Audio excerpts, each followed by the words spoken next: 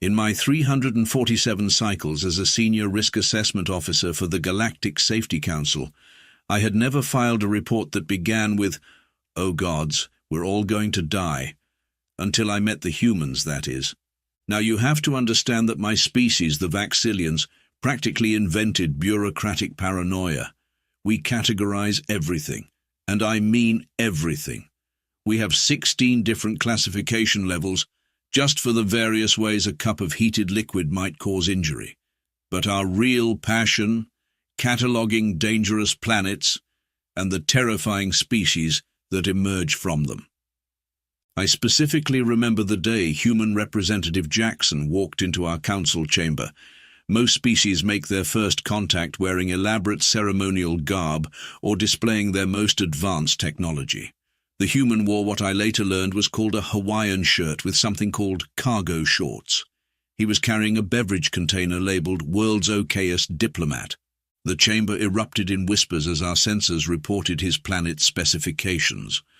Earth, a Class 12 death world with extreme temperature variations, powerful storms, and tectonic instability. Their gravity was so intense that most species would be crushed.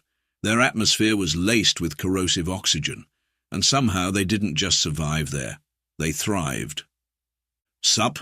Representative Jackson said, taking a sip from his container. Our chief ambassador fainted. I immediately began calculating survival probabilities. The numbers were not encouraging. These humans had evolved on a planet that seemed designed to kill them, and in response, they had developed redundant organs, a skeleton made of living stone, and the ability to eat almost anything. They could survive radiation levels that would dissolve most species, and their regenerative abilities meant they could recover from injuries that would be fatal to others. But the most terrifying part, they seemed completely unaware of how horrifying they were. "So," Jackson continued, dropping into one of our reinforced chairs while several council members backed away, "I heard you guys are the experts on safety regulations. That's pretty cool. We've got something similar back home, OSHA, though honestly half our warning labels exist because somebody already tried it." I frantically flipped through my species assessment protocols. There was nothing in the manual about dealing with Deathworlders who made jokes about their own mortality. The closest reference was a warning about predator species that play with their food before eating it. This was not helpful. "Representative Jackson," I managed to squeak out, "according to our scans, your species regularly engages in activities called extreme sports purely for entertainment. Is this accurate?" He brightened. "Oh yeah, I actually went wingsuit flying last weekend. You basically jump off a mountain wearing what amounts to a flying squirrel costume. It's awesome." 3 more council members fainted. I made a note in my report.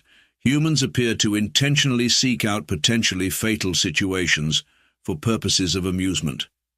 This behavior suggests either a fundamental lack of survival instinct or a psychological condition that requires further study. What I didn't know then was that this was just the beginning. Sure, discovering a species of adrenaline junkie Deathworlders was concerning enough, but at least we thought we could contain them with safety regulations and strongly worded warnings. We had no idea that these humans, with their bizarre combination of advanced technology and cave person instincts, were about to become our greatest allies, or that their peculiar approach to problem-solving, which seemed to consist mainly of asking "what if we poked it," would end up saving the entire galaxy. But I'm getting ahead of myself. First, I had to survive the cultural exchange program. And let me tell you, nothing in my risk assessment training prepared me for learning that humans invented something called parkour just because regular walking was too boring. My report that day concluded with a recommendation that all human environments be equipped with warning signs, safety barriers, and padding on every surface. The council approved this measure immediately. The humans just laughed and started using the safety barriers as obstacle courses. Sometimes I wonder if the universe has a sense of humor, because if you had told me then that these reckless, danger-seeking primates would become our most valuable allies, I would have recommended you for immediate psychological evaluation. But that's exactly what happened, and it all started when the Vorkath invasion fleet appeared on the edge of known space. and every safety protocol we had ever written suddenly became hilariously inadequate. The Galactic Council's mandatory cultural exchange program was designed to foster understanding between species. In practice, it mostly fostered anxiety, particularly when humans were involved. And somehow I got assigned to work directly with Lieutenant Amy Tucker of the Earth Defense Force.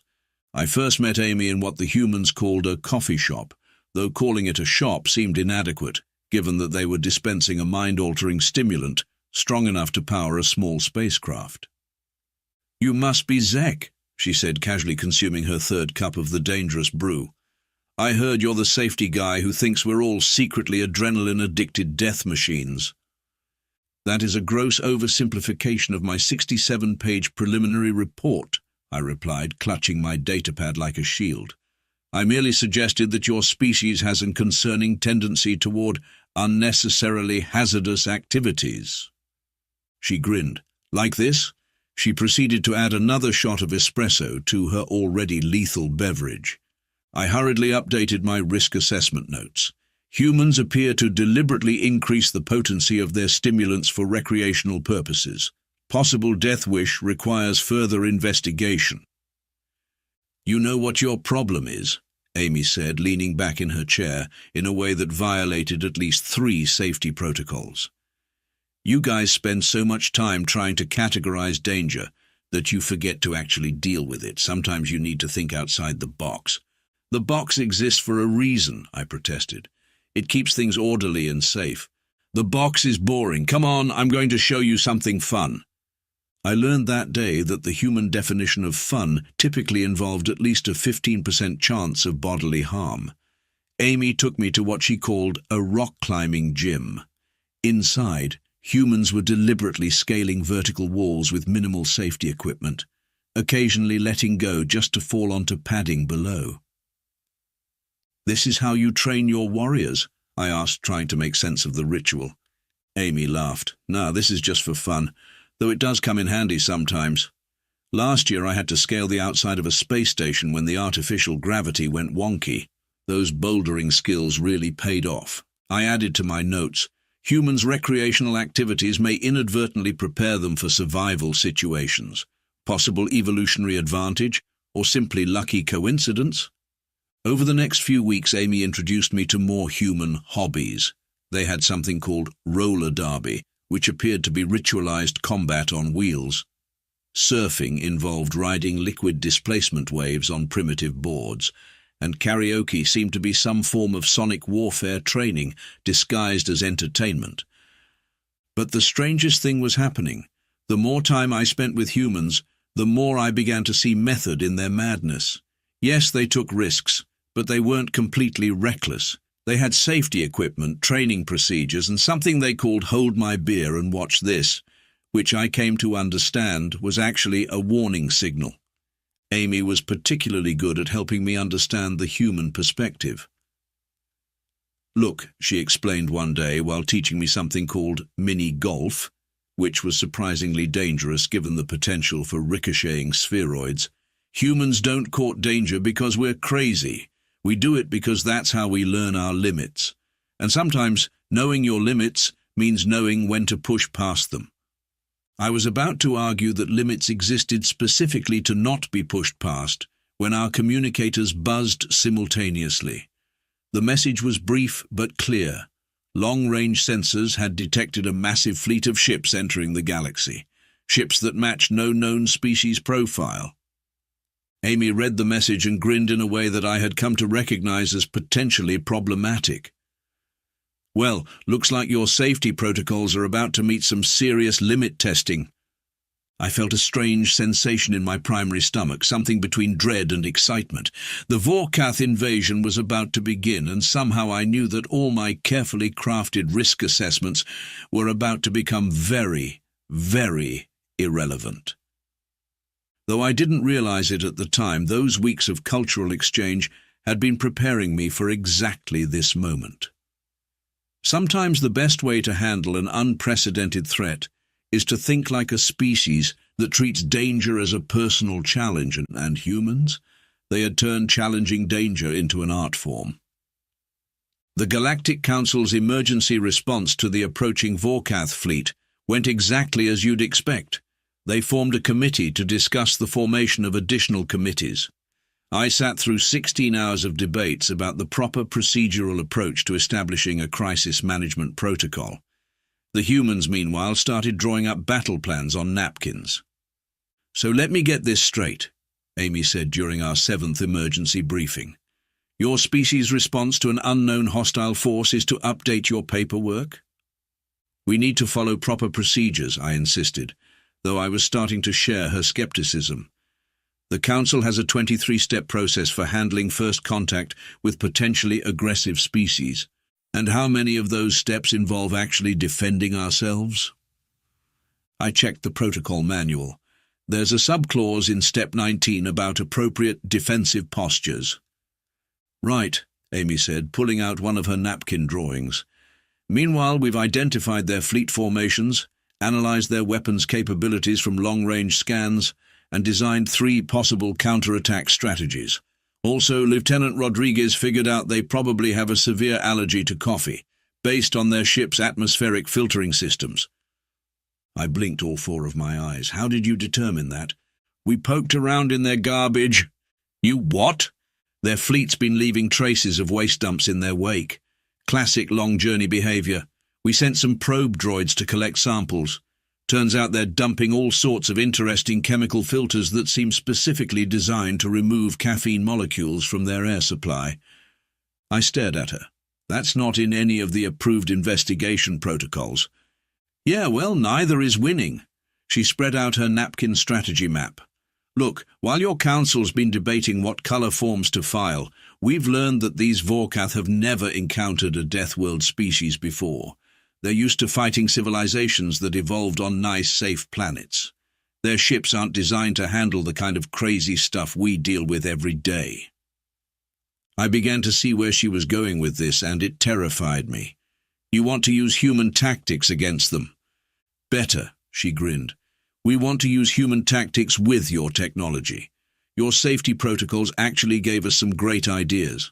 Like those emergency containment fields you use for spacecraft accidents. Turns out they make excellent weapons if you reverse the polarity. That's not what they're designed for." "Exactly, that's why it'll work. They'll be expecting standard military responses, not weaponized safety equipment." The worst part was, her logic made a horrible kind of sense. The Vorkath would have studied our standard military capabilities, but who would expect a species to turn their safety systems into weapons? Just then, our emergency briefing was interrupted by a priority alert. The Vorkath had launched their first attack, targeting one of our outer colony worlds. The Council immediately convened an emergency session to discuss establishing guidelines for emergency response guidelines. Amy stood up. "Right, that's enough bureaucracy. Time for some human problem solving." "The Council hasn't approved any action yet," I protested weakly. "The Council hasn't approved humanity in general, but here we are." She started walking toward the door. "You coming?" I looked at my datapad, filled with proper procedures and safety protocols. Then I looked at Amy's napkin covered in crazy but brilliant battle strategies. I thought about all the times I'd watched humans turn seemingly ridiculous ideas into effective solutions. "This is going to violate so many regulations," I said, following her. "That's the spirit. We'll make a Deathworlder out of you yet." As we headed for the command center, I couldn't help but update my ongoing report. Humans continue to demonstrate an alarming ability to improvise weapons from safety equipment. More concerning, their methods are starting to make sense to me. Possible contamination by human ideology requires further study. Little did I know things were about to get much more irregular, and somehow I was starting to look forward to it. Have you ever watched humans run a military operation? It's like watching chaos organize itself through sheer force of will. While the Council was still drafting the first paragraph of their emergency response position paper, humanity had already launched what they called Operation Hold My Beer. The key, Amy explained as we prepped our first counter-offensive, is to be unpredictable. These Vorkath expect nice, orderly battles with proper formations and sensible strategies. So we're going to give them the exact opposite. You want to fight an advanced alien invasion force using intentionally bad strategy? I asked, wondering if the coffee had finally driven her insane. No, we want to fight them using strategy so bad they wrap around to brilliant. The first part of their plan involved something they called space shanties. Apparently, humans had discovered that broadcasting ancient sailing songs across all frequencies confused enemy targeting systems while simultaneously boosting crew morale.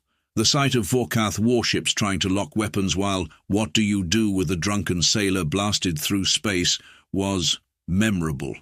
But that was just the beginning. Lieutenant Rodriguez had figured out how to weaponize our safety containment fields in ways that made me question everything I knew about physics. They turned our emergency escape pods into high-speed battering rams. Someone even figured out how to use our atmosphere scrubbers to deploy weaponized caffeine. This can't possibly work, I muttered as we watched the first engagement unfold. That's what makes it beautiful, Amy replied. They've studied every standard military tactic in the galaxy, but nobody studies how to defend against weaponized stupidity. I wanted to argue, but it was hard to dispute the results. The Vorkath's first attack fleet was thrown into complete disarray by tactics that violated every principle of proper space combat. Their commanders seemed unable to process the sight of human ships performing maneuvers that were technically possible, but comprehensively inadvisable. Did that cruiser just drift through an asteroid field? I asked in horror. Tokyo drift, baby. Rodriguez cheered from his station. Turns out you can pull some sweet moves in zero-G if you don't care about silly things like safety margins. I made a note in my report. Humans appear to have weaponized their own disregard for self-preservation, effectiveness disturbingly high. The truly terrifying part was how the humans kept improvising new tactics on the spot. When the Vorkath adapted to one form of chaos, the humans simply invented a new one. They turned our solar radiation shields into impromptu solar sails. They used emergency beacon frequencies to rickroll enemy communications. What's a rickroll? I asked Amy. An ancient human weapon of psychological warfare, she replied with a completely straight face. Some say it was originally designed as a torture device, but we've weaponized it for the forces of good. By the end of the first day, the Vorkath had lost a third of their advance fleet to tactics that no sane military strategist would ever have considered. Their remaining ships retreated in what could only be described as confused terror. See, Amy said proudly, sometimes the best way to handle a serious threat is to be completely unserious about it. I reviewed my notes from the battle, trying to make sense of what I'd witnessed. None of this follows any established combat doctrine, I complained.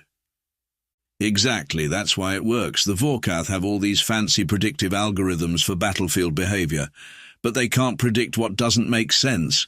It's like trying to use a chess computer to win at Calvin Ball. At what? Never mind, point is, sometimes the best strategy is to throw out the strategy book and improvise.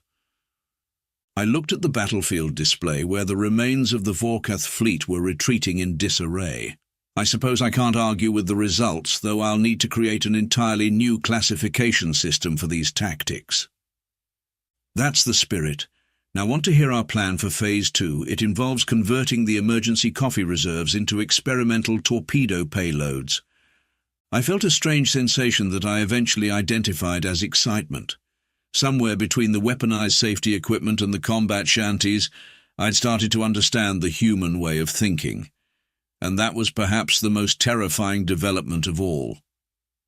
You know, I said, I'm starting to think my initial risk assessment of humans might have been incomplete. You're not just reckless Deathworlders. You're methodically reckless Deathworlders. Oh, Amy said, that's the nicest thing you've ever said to us.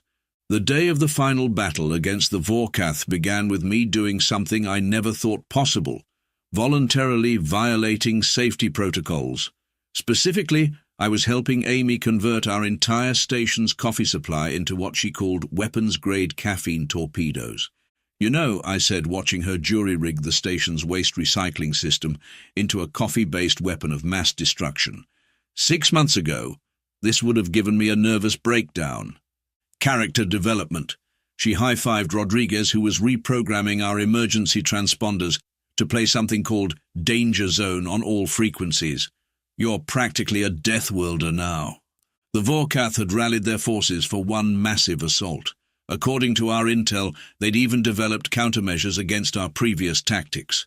They had anti-shanty frequency jammers, predictive algorithms for erratic flight patterns, and atmospheric filters rated for 12 times the normal caffeine concentration. They think they've figured us out, Amy said during the final briefing.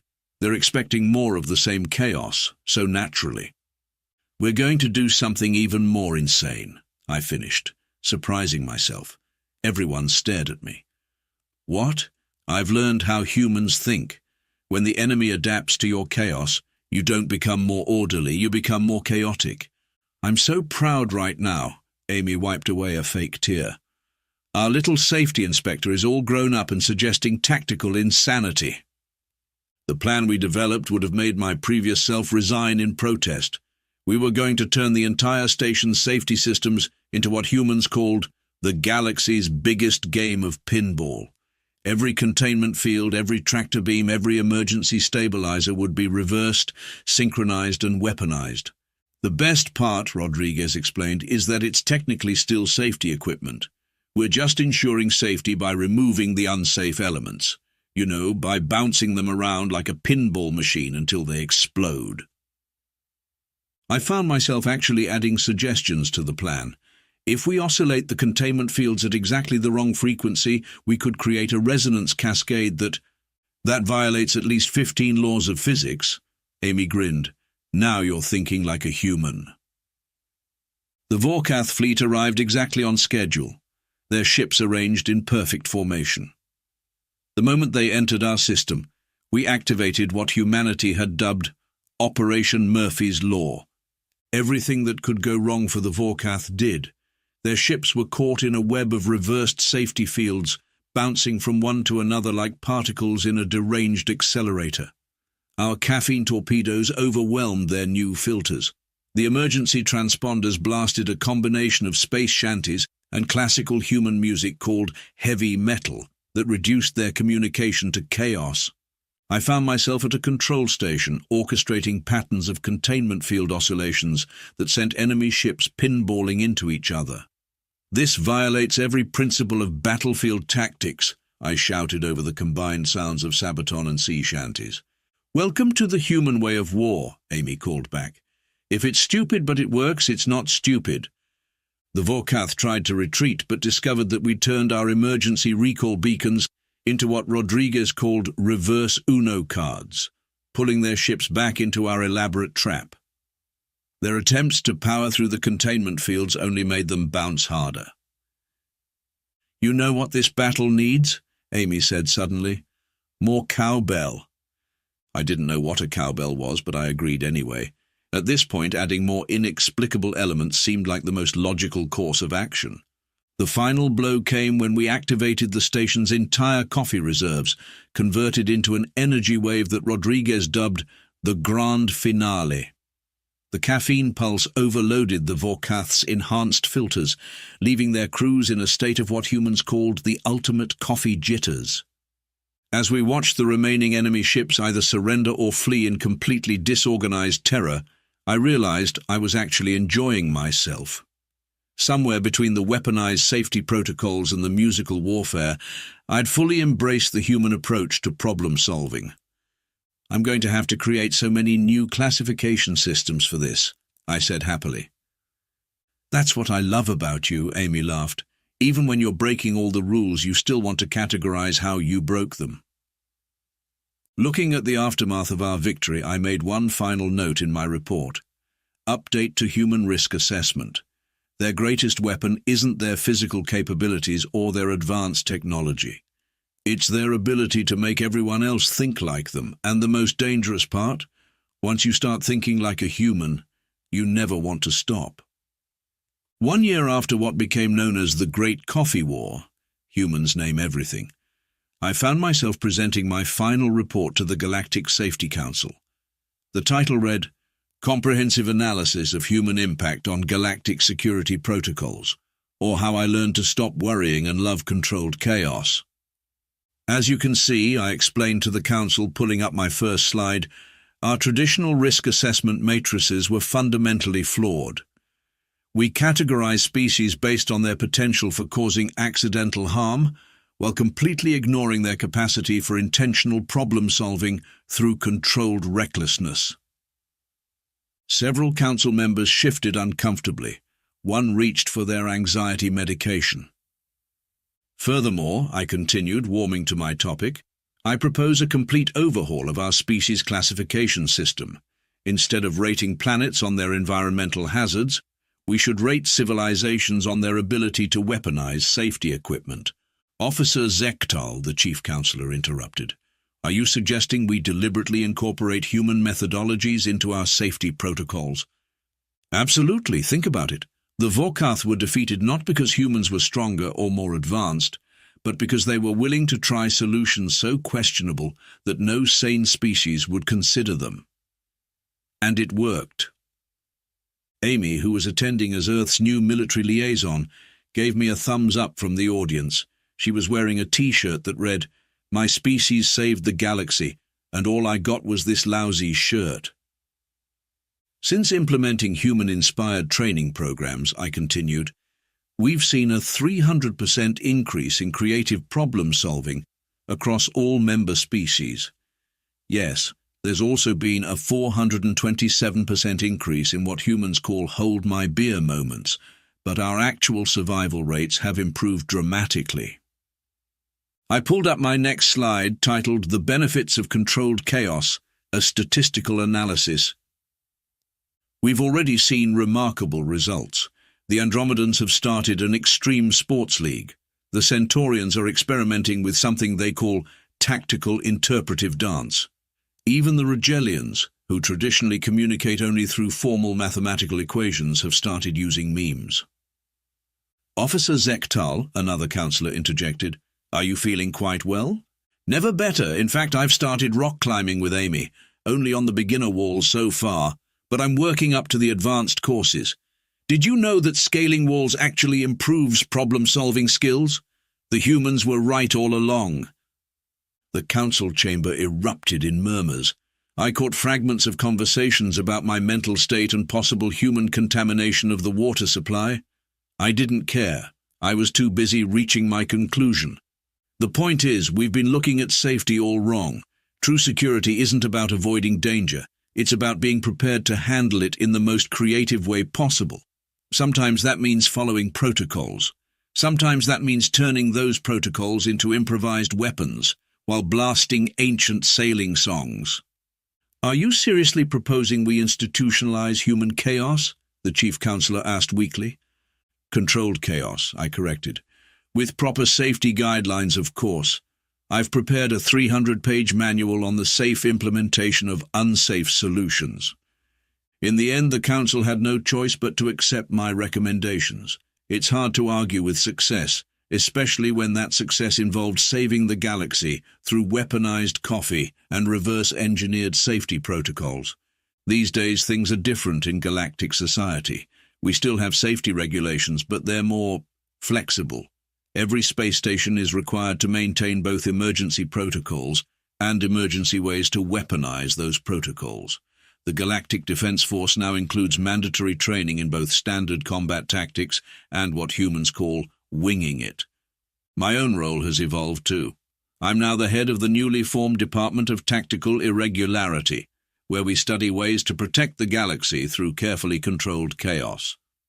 Amy serves as our chief strategic consultant, though I suspect she just enjoys watching other species learn to think like humans. Looking back at my first contact with humanity, I can't help but laugh at my initial assessment. Yes, humans are Deathworlders. Yes, they have a disturbing tendency to treat danger as a personal challenge. And yes, they've fundamentally changed how the galaxy approaches problem-solving. But maybe that's exactly what we needed. In a universe full of threats, sometimes the best defense is a species crazy enough to turn safety equipment into weapons while playing inappropriate music. I still maintain detailed risk assessment reports, of course. Old habits die hard, but now they include categories like potential for creative misuse and chaos adaptation rating. My latest project is developing safety guidelines for unsafe activities, a concept that would have given my younger self an aneurysm. As Amy likes to say, life's more fun when you stop worrying and learn to surf the chaos. Though I still draw the line at karaoke. Some human activities are too dangerous even for a reformed safety inspector. End report. Note: this document has been approved by the Department of Tactical Irregularity. Any resemblance to actual events is entirely intentional, if somewhat embellished for dramatic effect. No safety protocols were permanently harmed in the making of this report.